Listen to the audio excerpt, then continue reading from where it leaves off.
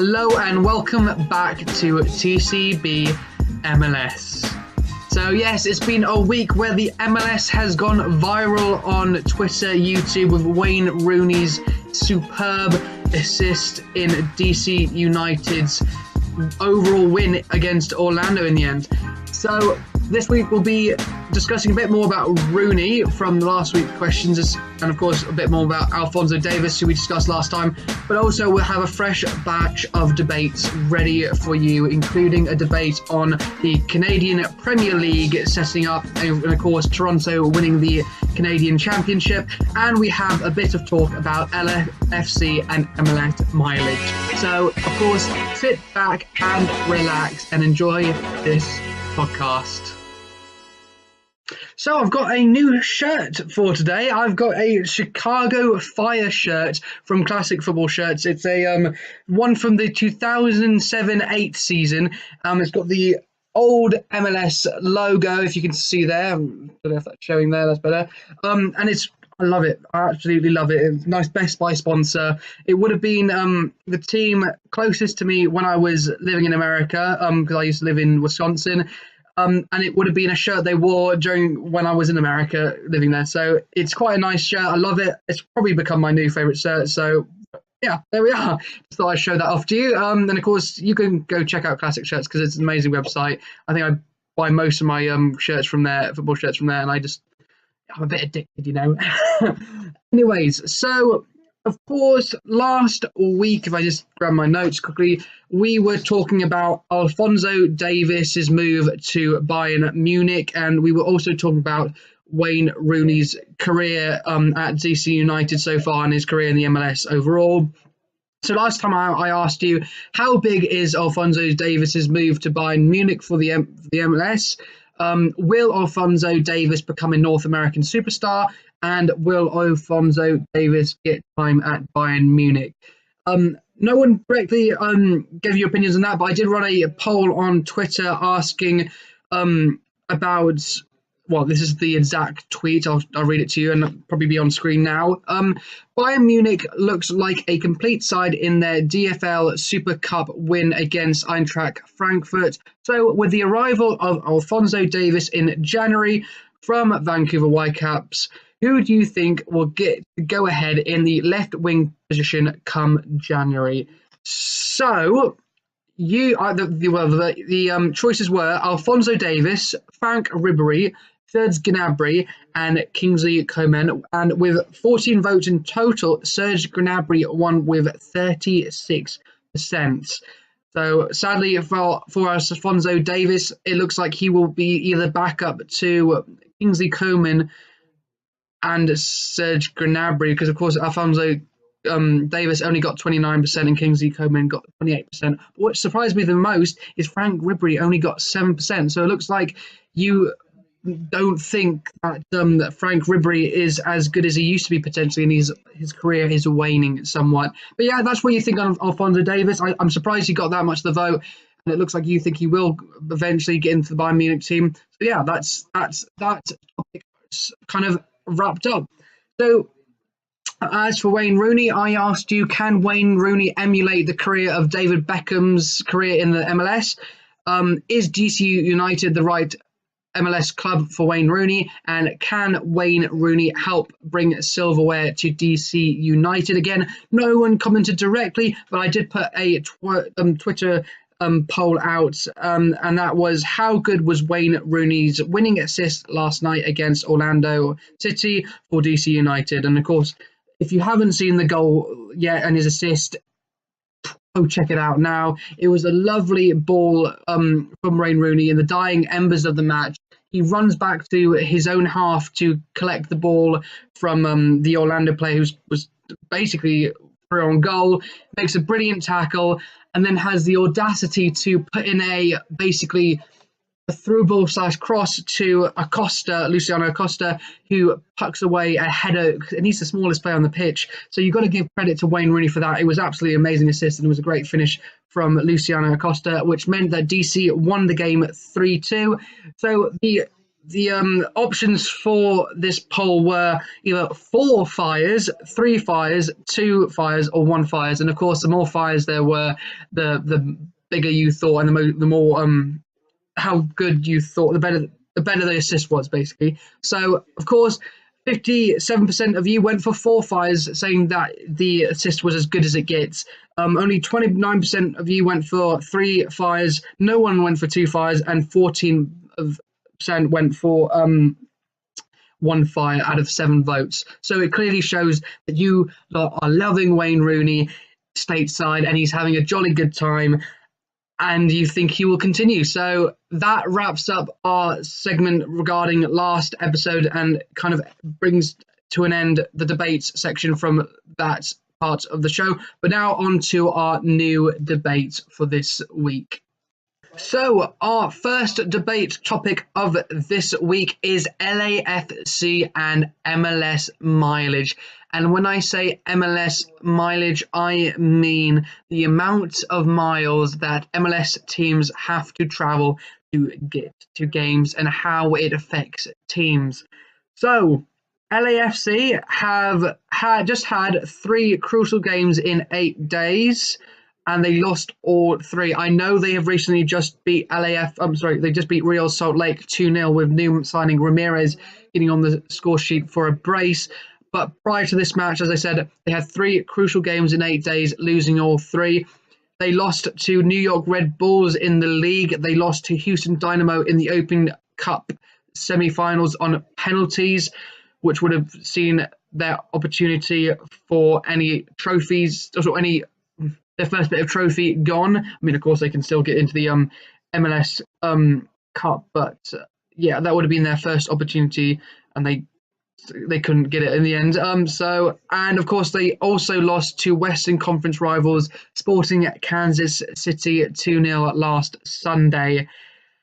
So that is not good news for LAFC, because not only was it a tough run of fixtures and short space of time for the Black and Gold, who had to rotate heavily between games, but it meant that they dropped to 4th at the time in the Western Conference and were looking like they were maybe going to tail off. But of course, with this new win against Real Salt Lake, that is looking less so. But the distance, I did calculate the distance they had to travel over that 8 days, and I worked out it was 12,278 kilometers, or for the Americans here, 7,629 miles. And the total flight time, I also calculated, would have been 18 hours in the sky. Yeah, or 18 plus even hours in the sky. And that's a lot of traveling time.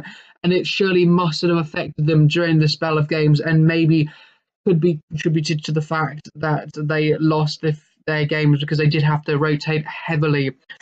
Bob Bradley did face a bit of criticism, which has been rare since he started the job.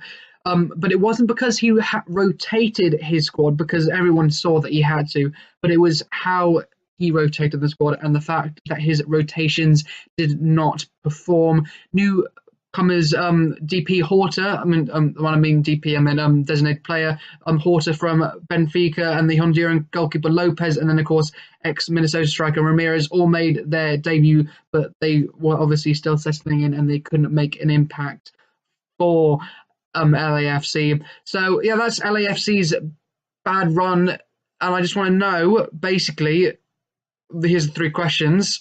Is the travelling and the fixture congestion to blame for LAFC's poor run, as their poor run goes back until they last won in the MLS on the 8th of July against Orlando? Of course, that run is ended now. But do you think that poor run of form was to do with the travelling and fixture congestion? The second question is, how much does travel distance affect MLS teams, with many teams having to travel fast distances?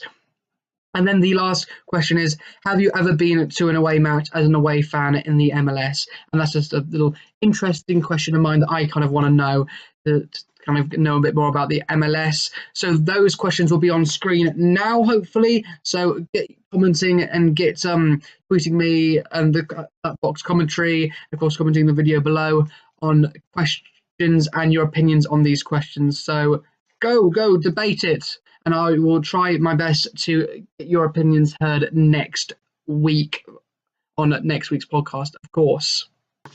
So the second topic is the Canadian Championship and the Canadian Premier League, which will be starting in 2019. So, of course, Toronto FC have won the Canadian Championship. They beat Vancouver Whitecaps 7-4 on aggregate to secure the win.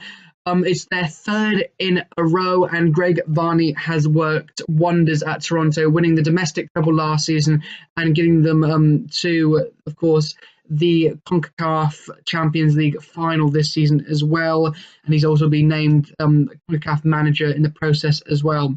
Of course, this sees Toronto qualify for the CONCACAF Champions League again. Of course, as I said earlier, they did get to the final where they were so close to beating Guadalajara, a match which I reported on after the match. And you can literally just hear a little clip here of my opinions on it. So yeah, they would have become the first MLS champions in the process.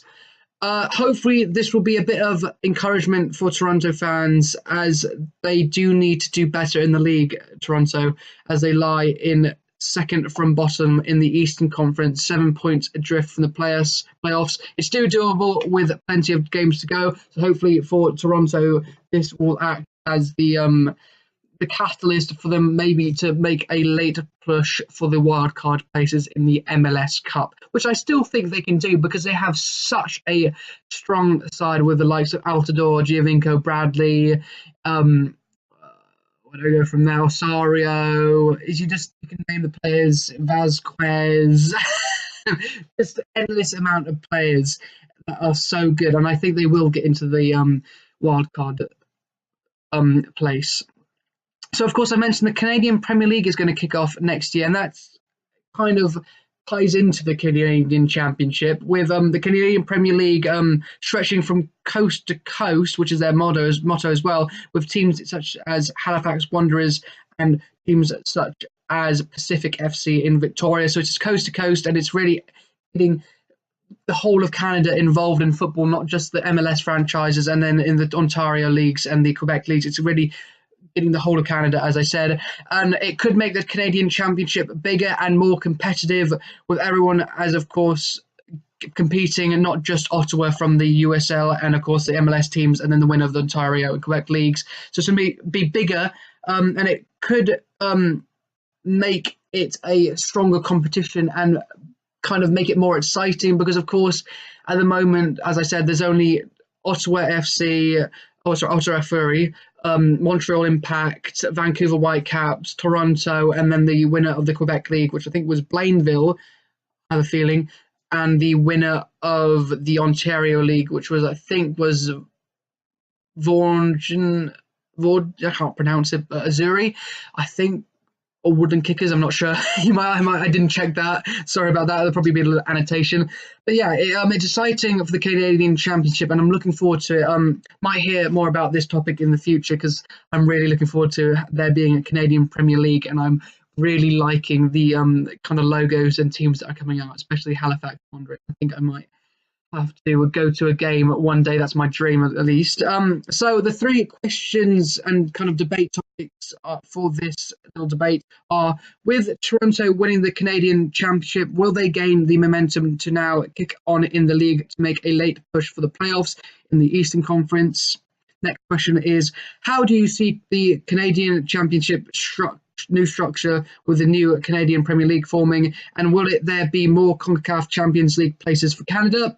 And then lastly, how excited are you for the new Canadian Premier League, and do you think it will compete for the MLS, with the MLS for players and other things, etc.? So let me know, of course, your opinions. The questions should be coming up now. And of course, as I said, we can contact us on Twitter, which is at Box Commentary. You can contact us on Instagram as well, which is at Box Commentary. And of course, you can comment on the video down below. And if you're on iTunes, just go to the Twitter and the Instagram.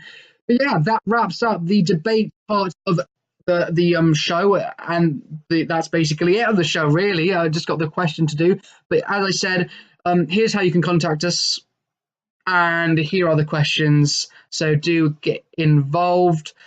So there is going to be no update section in the podcast going forward. I know I did one last episode, but I thought it made the podcast a bit too long and drew it out a bit. If any, I will of course update on any major things going on in the MLS. But if I'm just doing a league update, I don't see that it's that entertaining. So that's going to be completely omitted. But yes, on to the questions. Oh, sorry. But yes, on to the quiz question from last week and a new quiz question this week. So the question for this week is, which states have more than one MLS team in them? There we are. Go and, of course, comment the answers down below and let me know what you think the answers are wherever you can. But yes, thank you for listening to this podcast. I hope you are a bit more informed about the MLS. I hope you are enjoying this kind of debate. I hope you are having debates now in the comments and places about the questions that I have put forward. I hope you've enjoyed relaxing and listening to it as well. And I shall see you next week. And of course, enjoy your footballing weekend. Don't forget to be awesome. And see ya.